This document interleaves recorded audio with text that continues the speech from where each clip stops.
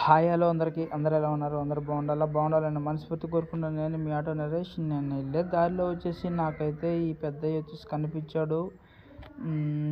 ఆ అంటి తొక్కలో ఎన్ని తింటా ఉన్నాడో నాకైతే చాలా బాధేసింది. నాకైతే అన్నం తెచ్చి అని చెప్పేసి నాకైతే సైగ చేసిండు. ఏదో మనకున్న దాంట్లోనే నేను వచ్చేసి ఫుడ్ అనేది తీసుకొని వచ్చాను అని చెప్పేసి అక్కడే కూర్చో అని చెప్పొచ్చాను.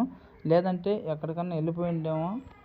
నేను అదే ఆలోచనతో మళ్ళీ అనుకుంటా బాధపడుకుంటూ వచ్చాను. ఎందుకంటే మళ్ళీ ఉంటాడో లేకుండా ఎక్కడన్నా వెళ్ళిపోతాడో, నేను ఎక్కడెక్కడ తిరగాలని చెప్పేసి కొంచెం నేను అనుకుంటూ వచ్చాను.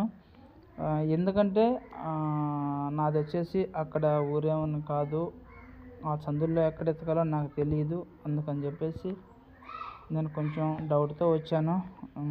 మన అదృష్టం ఆ పెద్దాయన అయితే అక్కడ ఉన్నాడు.